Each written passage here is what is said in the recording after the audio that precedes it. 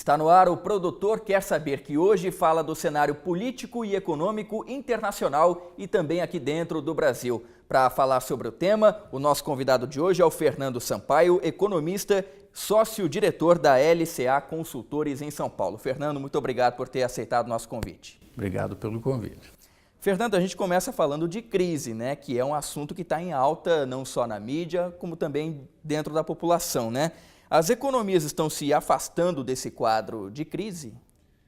As economias ricas são o coração dessa crise dos últimos 10 anos. Então vamos falar delas, né? Com dificuldades, aos trancos e barrancos, a sensação que predomina é que elas estão conseguindo, aos poucos, se afastar dessa crise iniciada em 2007 e agravada em 2008, quando teve a quebra daquele banco Lehman Brothers, e foi um susto que parou o mundo por algumas semanas. Qual que é o principal indício de que a crise está ficando para trás? É a taxa de juros. Eu sei que isso é um palavrão, mas para entender a gente tem que encarar essa. A taxa de juros nos Estados Unidos e na Europa está muito perto de zero há quase 10 anos. Isso é absolutamente fora do comum, anormal. E como as economias da Europa e dos Estados Unidos já têm alguns anos que estão conseguindo crescer, embora devagar, mas estão caminhando, os bancos centrais desses dois países estão tomando coragem para começar uma normalização monetária. O nome já diz, né? Estamos ainda numa situação anormal, mas começando a caminhar para algo que a gente possa considerar normal. O que é a normalização monetária? Essencialmente é começar a trazer a taxa de juros para níveis normais. Zero nunca tinha havido antes. O Banco Central americano e europeu percebeu a gravidade da situação e falou, bem, agora para tentar reanimar essa economia, vamos apelar para juro praticamente zero. E agora o Banco Central americano, já há algum tempo, começou a aumentar a taxa de juros bem devagar, com muito cuidado. E no fundo a gente sempre acha, juros subindo é notícia ruim. Neste caso, é notícia boa no sentido de que o Banco Central americano está mais seguro de que não precisa mais praticar uma taxa de juros tão baixa, porque a saúde da economia está melhor. Então seria como dizer, o paciente está saindo da UTI, já não precisa respiração artificial, não precisa tantos cuidados quanto vem recebendo nos últimos anos. Então é um processo que está na metade, não dá para dizer já acabou, longe disso, mas que está avançando. Até porque taxa de juros baixas estimulam também o consumo, né, Fernando? E aí impulsiona a economia. Então, a intenção é essa, é que o consumidor americano e europeu tomou um susto tão forte com a crise que nem com juros zero ele estava com apetite para se endividar, para consumir. Qual foi o susto? Ele achava que o crescimento, essa crise se seguiu a um período de crescimento longo e com muito endividamento, né? A tal da bolha imobiliária, o pessoal na Espanha, por exemplo, pessoal de classe média que tinha já feito casa na praia, casa no campo, tudo financiado a perder de vista. Só que essa bolha, os preços foram subindo, subindo, subindo, não tiveram sustentação, caíram e a pessoa achava que tinha 3 casas valiosas e uma dívida que não preocupava, agora tem 3 casas que valem muito menos e a dívida continua lá.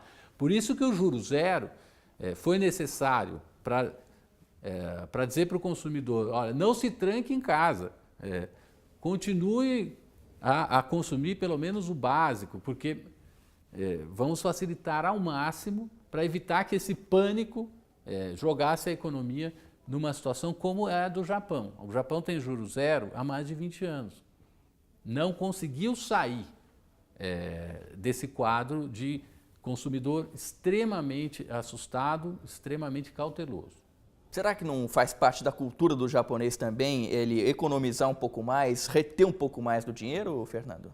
Pode ser, mas até os anos 90, o japonês era um otimista, né? A gente, só para lembrar, de 1930 a 1980, o único país que cresceu em ritmo comparável ao do Brasil, 7% ao ano, foi o Japão. E o Brasil ainda entrou em crise no começo dos anos 80 e o Japão continuou bombando até o fim dos anos 80.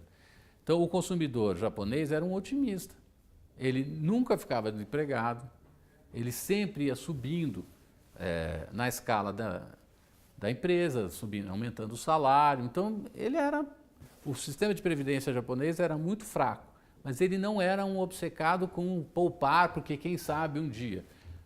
Na virada dos anos 80 para os anos 90, tomou uma trombada parecida com essa que aconteceu agora na Europa, nos Estados Unidos, e aí ele se recolheu completamente. Preciso poupar porque não sei se eu vou continuar empregado, o desemprego subiu muito, não sei se meu salário vai subir e não sei como fica lá na frente porque a previdência é muito precária. Fernando, você estava falando da taxa de juros aí, que as economias em geral não estão mantendo essa taxa tão mais baixa porque o consumidor está recuperando a confiança. É uma regra que a gente vê internacionalmente. Agora, incertezas no cenário político podem fazer com que essa evolução acabe sendo um retrocesso, ou seja, o consumidor acabe perdendo a confiança? Então, eu vejo, tem bastante incerteza política nos países ricos, né? A economia está melhorando, o crescimento um pouco maior, mas tem bastante incerteza. Na Europa, qual que é a incerteza? A Grã-Bretanha já resolveu sair da União Europeia. A população votou e, contra todas as pesquisas, ganhou essa opção de sair. O Reino Unido como um todo, né? O Reino Unido, exato. Que chamam de Brexit, né? Agora, na França, teve uma eleição em primeiro turno e um dos candidatos que passou ao segundo turno quer sair da União Europeia, que é a Marine Le Pen. E se temeu que pudessem ir dois candidatos que não tivessem inclinados a manter a França na União Europeia. Mas passou essa Marine Le Pen, que é de extrema-direita, e um candidato de centro chamado Macron, que nas pesquisas para o segundo turno está liderando com certa folga. Então, talvez esse risco esteja sendo contornado. Depois vai ter eleição na Alemanha. Então, no fundo, assim, o eleitorado está questionando a União Europeia. E como a União Europeia é um fator importante de pacificação, o que se teme é que, caso a União Europeia se enfraqueça, se sair a França é mais do que enfraquecer. São os dois pilares da União Europeia, são a França e a Alemanha. Se a França sai, é um comprometimento muito forte da União Europeia. A União Europeia conseguiu interromper séculos de guerra. As pessoas se esquecem que na primeira metade do século passado, os europeus se mataram 2 vezes, 2 guerras mundiais, lá.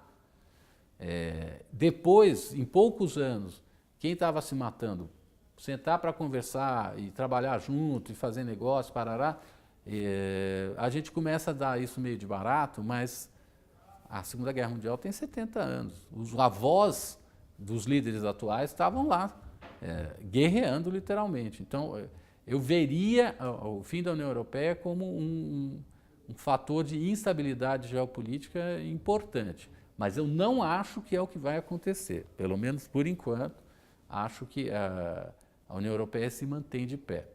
Outra incerteza política internacional vem dos Estados Unidos. Tem 2 tipos lá. É o Trump criando confusão para fora e é o Trump criando confusão para dentro. Para dentro, me preocupa menos pelo seguinte. Digamos que, criando confusão, no caso eu digo, criando conflitos. Se o Trump, de tanto entrar em atrito com outras forças, acabar sofrendo um processo de impeachment, quem o sucederá? Um vice-presidente que é um quadro tradicional do Partido Republicano.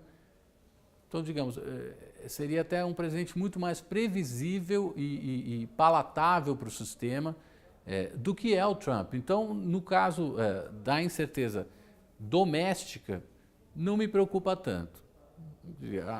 Ou o Trump será, entre aspas, domesticado, ou Trump será substituído por alguém que não faz tanta marola. Então, não me preocupa. O que preocupa são os conflitos internacionais. Então, digamos, problema na Coreia do Norte. A turma tem bomba. É muito difícil fazer previsões sobre os impactos que isso teria, mas a gente tem certeza que não seriam bons. Antes da guerra ser nuclear, se a gente olha a Primeira Guerra, a Segunda Guerra, que só foi nuclear no epílogo das bombas no Japão, a guerra tinha um efeito muito negativo sobre a atividade econômica onde ela acontecia, claro, mas era um estímulo econômico fora. Então, mesmo o Brasil, na Primeira e Segunda Guerra, chegou a se beneficiar do fato de que algumas regiões deflagradas paravam de produzir produtos que o Brasil tinha mais condição de vender, dado que um concorrente estava fora do jogo. Os Estados Unidos saíram da recessão, da Grande Depressão dos anos 30, fazendo armamento e mantimentos, uniformes, para o exército britânico e depois para o seu próprio exército. Então, tem um efeito estimulante fora da zona deflagrada. Na zona deflagrada, no meio da guerra, é muito difícil produzir. Agora, isso não é guerra nuclear. Guerra nuclear é uma loucura. Por isso que é até difícil a gente pensar. Porque, inclusive, os ventos trazem chuva ácida. Então, aqui no Brasil, a gente não tem nada a ver com a paçoca, mas, de repente, pode sofrer uma chuva radioativa que cria risco de câncer. É melhor nem pensar em guerra nuclear. E eu acho que o mercado financeiro internacional não está pensando que isso vá chegar a um ponto de fervura. Está tranquilo, a bolsa está subindo. Eu acho que se houvesse essa percepção, meu Deus, vai realmente dar um conflito aberto com ogiva nuclear, etc., o susto seria muito grande e o mercado estaria em retração. Perfeito. Estou conversando aqui com o Fernando Sampaio, ele que é economista, sócio-diretor da LCA Consultores em São Paulo, nos falando um pouco mais a respeito do cenário político e econômico internacional. Depois do intervalo aqui no Produtor Quer Saber, a gente continua a nossa conversa falando desse mesmo cenário, só que aqui dentro do Brasil. Voltamos depois do intervalo. Até já!